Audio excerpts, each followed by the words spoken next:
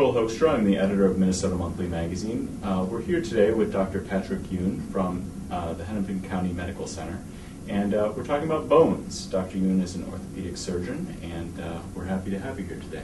Thanks for having me, Joel. So give me some sense of how you got into this field.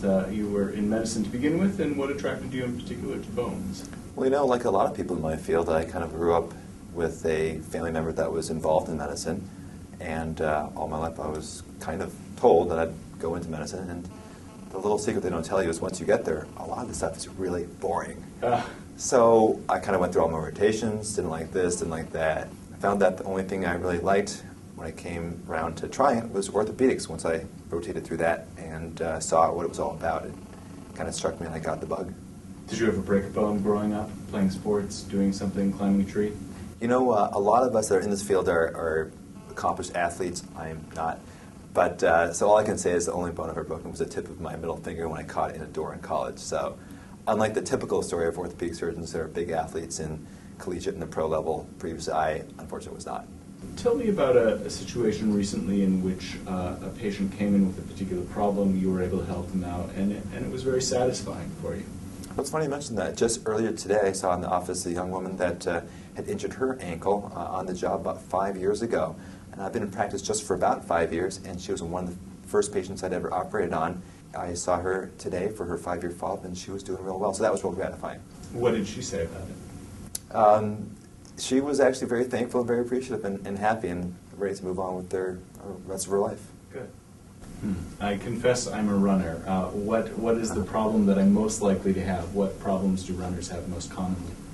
Well, I'd caution you, as a runner myself, I can totally understand how you feel, and if someone told you or I that we couldn't run, I'm sure we wouldn't be very happy with it. So right. I would just do it with understanding that you're probably a little bit of a higher risk for hip and knee arthritis. Do you worry much about the kind of shoes you wear? I do. I don't know if you guys can catch this on the camera or not. Please don't go down there if you can. But I'm wearing these really kind of nerdy-looking shoes that are supposed to be really good for people who stand all day.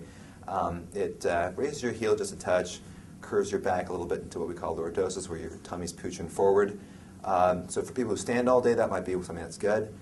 For people who are runners and who pronate, you want a good arch support inside your shoe. So depending on the context, there's all sorts of different recommendations you can make for shoe wear. Do you have them in different colors? They do make them different colors, yes. And I'm curious, this new trend where people are running without shoes, do you recommend it or do you not recommend it? You know, I think the jury's still out on that. As a runner myself, I'm kind of biased towards that a little bit, even though the medical evidence isn't fully out there yet. I won't buy you socks for Christmas.